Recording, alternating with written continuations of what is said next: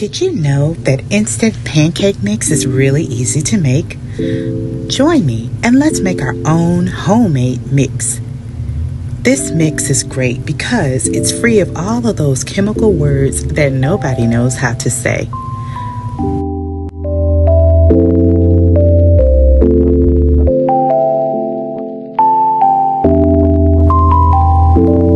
Not only is this recipe really great to have in your pantry, it's also good to do a month or so prior to Passover. It uses quite a bit of baking soda as well as baking powder.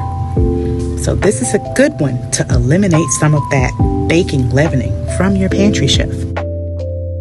Don't be alarmed. The salt is needed in all baked goods to enhance flavor. Just as the Lord says, we need salt.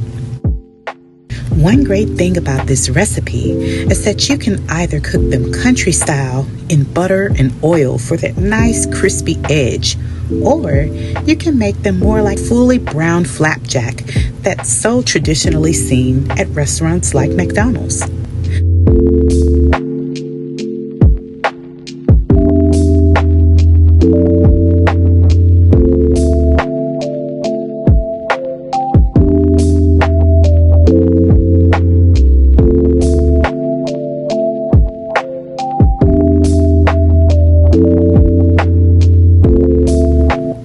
You can even make them more wholesome and add in some ground oats, ground nut flour, or even flaxseed, to help boost the protein and the nutritional intake of consuming these pancakes. Serve them with pure maple syrup, and you won't feel quite so guilty in offering this to your family for breakfast.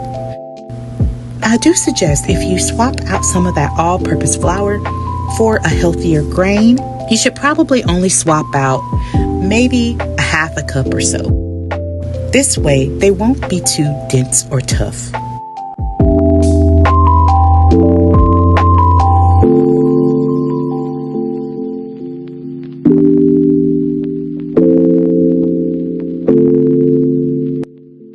Now, I find that I don't always need to add all the liquid. For this recipe, for every cup of dry mix, you'll need to use almost a cup of liquid.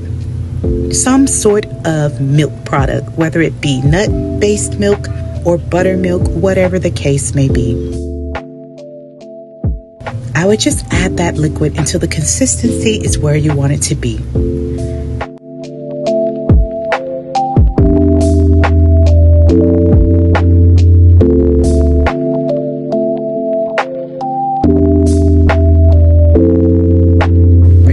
To clean and tidy as you go. Also, when you're ready to make your pancake mix, it's nice to make it ahead and allow it to rest for at least 5 minutes, and you'll have a more tender, delicate pancake.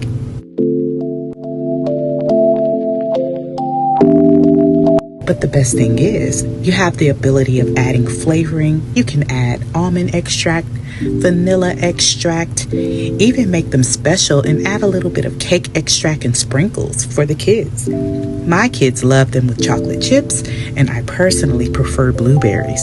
Whenever possible, I think it's always best to make as much as possible from scratch. So let's do just that. It's really up to you. That's the beauty in making scratch-made foods. You have the power and ability to make all the changes needed to accommodate the needs of your family.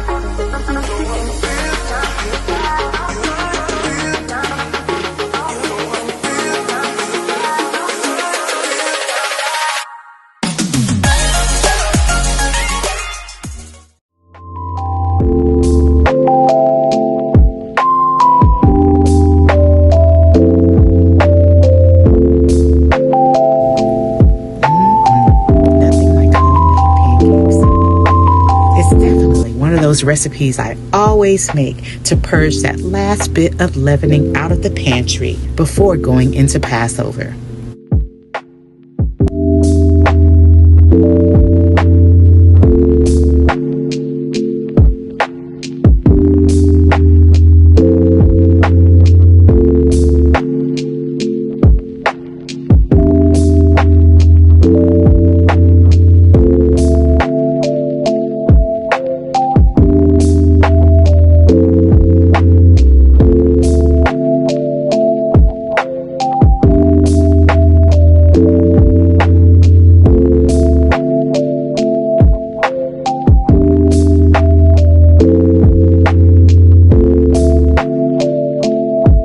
Now, here's the trick. For the crispy edge pancakes that us Southerners love, you'll definitely need to use a little bit of fat of some sort, whatever cooking oil you prefer. And I like to cut the fat of the butter by using half oil and half butter, as you'll see I'm doing here. Now this will give us that nice crispy golden edge.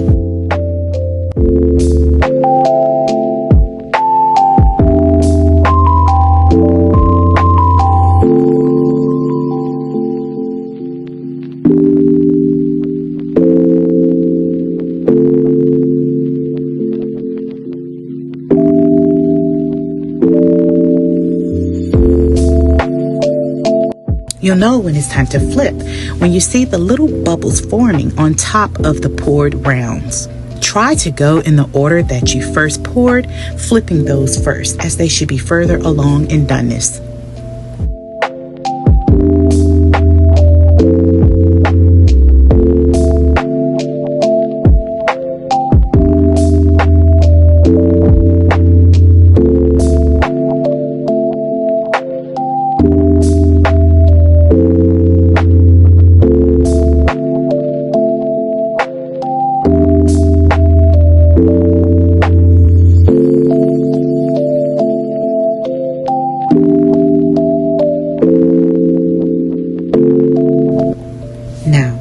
When you're ready to make that classic flapjack, you'll need to eliminate any butter or oil, and you would just fry those pancakes in a dry, non-stick skillet. They will release quite easily once the crust has formed.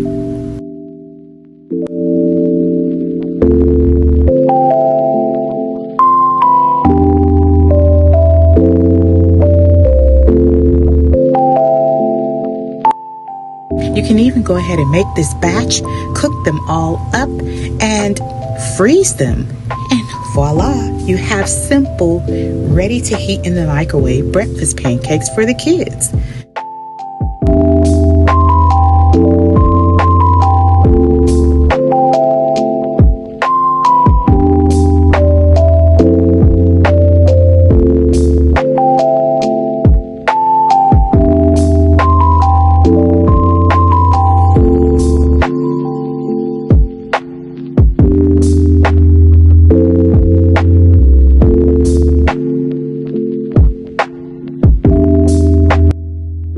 So, whichever way you choose, make a batch of homemade pancakes. Your family truly will taste the difference.